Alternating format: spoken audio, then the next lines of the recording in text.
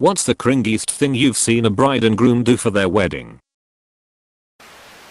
Long ago I worked at a banquet hall and witnessed a fully NASCAR themed wedding. During the reception they played the audio of the proposal going out over the PA at the track. It was fully unintelligible. BZZ bag mrrry mesruam. Other highlights were the owner locking himself in his office to avoid the bride's father because he was threatening him to haggle out the costs. In the end we had to call the police because the bride in gown climbed over the bar to steal more sweet MGD after we had closed the taps and the event was over.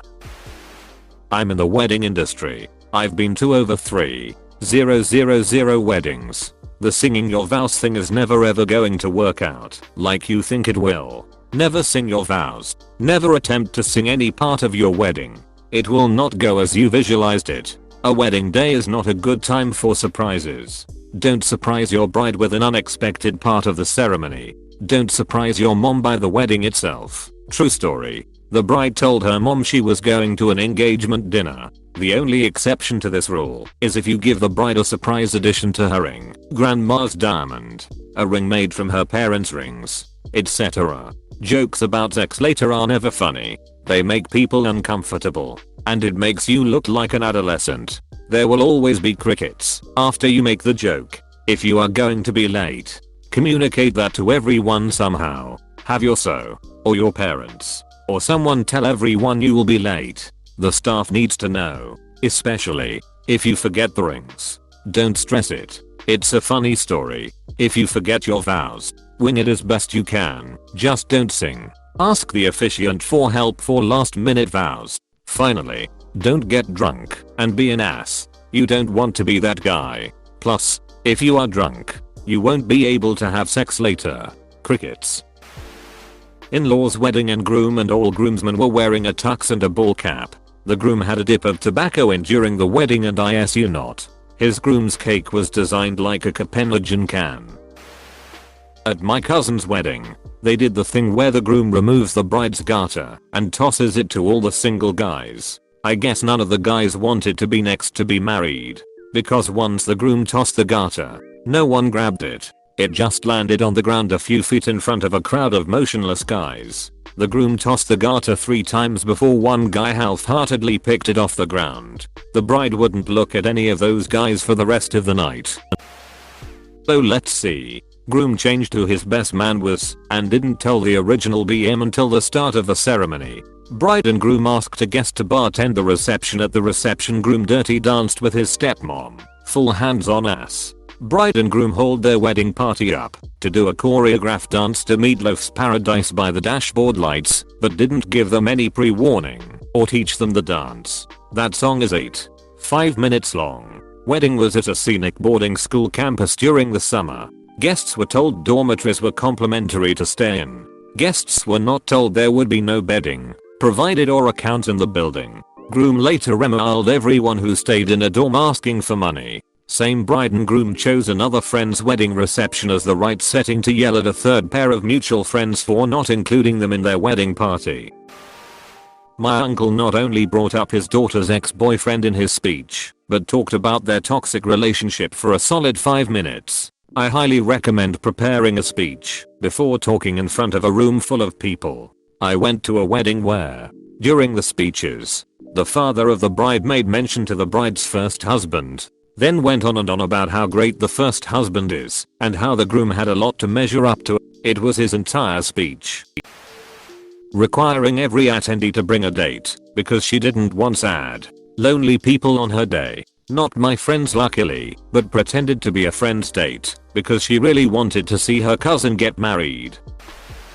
Dated a girl in my 20s and went to her friend's wedding in upstate New York. In the middle of the service the minister's cell phone rang. He answered. It was God. God wanted to talk to the groom. Conversation lasted a couple minutes. Then the ceremony continued. At the reception, the groom and his groomsmen sung a god-awful a cappella version of Stand By Me. The worst part was he wasn't even singing it to his wife. He was singing it to his mum. Oh darling, darling, stand by me. Chinese weddings, man. Potluck wedding with no alcohol or music. Groom kept showing people his flask and bragging about it. Macaroni was only redeemable thing. When I went to scoop there was hair in it. Very sad. I was a photographer for a wedding where the bride was marrying a man with 2 kids from a previous relationship. I was in the bridal suite when the bridal party was getting ready and all of the bridesmaids had matching silk robes. The flower girl, groom's daughter, was there too. They asked me to take a group photo of the bridal party, and one of the women in a silk robe was standing awkwardly to the side. I thought she was just shy or something, so I waved her into the photo and the room got dead silent and the bride was like, "Oh no, we don't want her in the photos," and glared at me like I should have known that. Apparently she was the groom's ex-wife and was there to take care of the flower girl, but why did you give her a matching bridesmaid robe? I wanted to crawl in a hole and die. The minister, or pastor, used to date the bride and gushed about how wonderful she was. Told the groom if he ever died not to worry, he'd take care of her. I was shell-shocked. I so wished I could think of a reason to ask the couple for a copy of the video of their wedding, but couldn't quite find a legit one. I wasn't a guest. I was working the wedding. The bride got drunk and sat on some other dude's lap for 2 hours and flirted with him while the groom sat by himself at the head table with a defeated look on his face.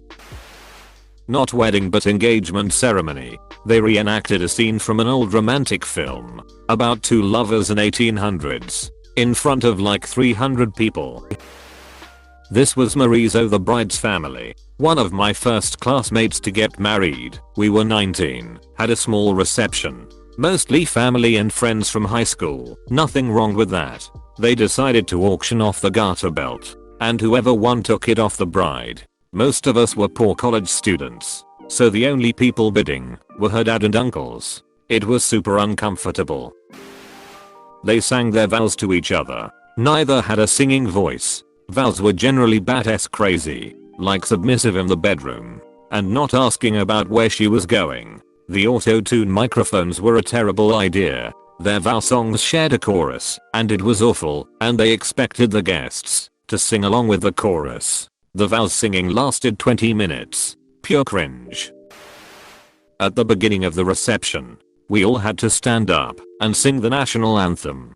To be clear, this was in another country I'd never been to a wedding in before. So I thought, okay, maybe this is just a tradition I've never heard of before here. Then I told this to other people, and they were all like, no, that's just really weird. Also, at that wedding the father of the groom ended his speech with what I'm sure he thought was an amazing joke on how it's easier to build a bridge to Hawaii than to understand what a woman is thinking. It would have been awkward enough had the man not also been standing between his ex and current wife as he was delivering it. Giving horrible vows and speeches. A part of my family has the habit to use any family gathering as a moment to remember loved ones who died. That's not a comfortable habit for me, but to each his own.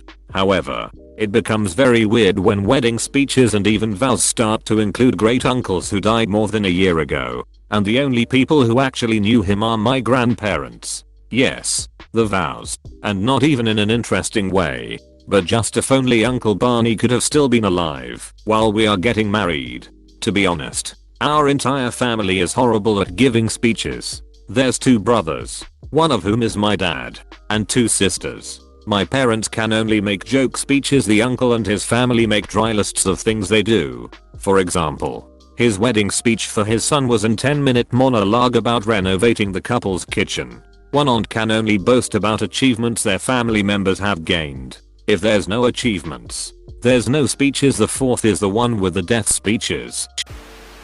I worked as a wedding videographer. This is the only Bridezilla I encountered in 10 years. This girl was so self-centered she kept everyone waiting at her outdoor ceremony for more than an hour while she was pampered in the macu chair. While she's having them redo this and touch up that, she's sort of making up her wedding vows in a very relaxed, casual manner, completely inappropriate for the 100 people sweating under full summer sun waiting on her.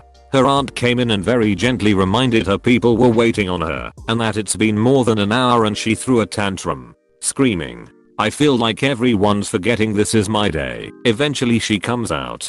Vows are lame and borderline incoherent, and one of the groomsmen sweltering under coat and vest and shirt and sun. Passes out from heat exhaustion. The officiant whispers to ask the couple if they should stop and make sure he's okay, and she goes, "No, he's just being dramatic." Keep going. As the couple is headed back up the aisle, an ambulance can be seen arriving to tend to the poor overheated groomsmen.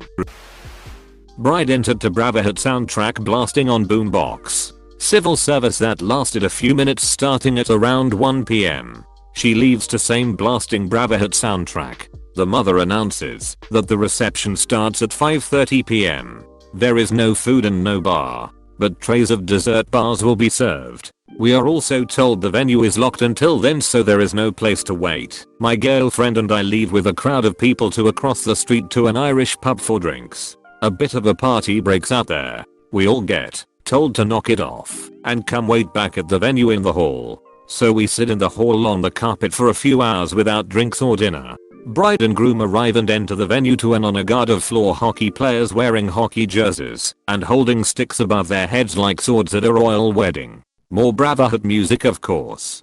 Place emptied out pretty quick as people either left to go back to the pub or to the fast food place a bit further away. Our dinner was lemon squares and a can of Coke from a vending machine in the lobby. Funny stuff. Edit. I should mention that I got guilt tripped into staying after the event to help clean up as I lived nearby and didn't have to work that day. It was the perfect ending.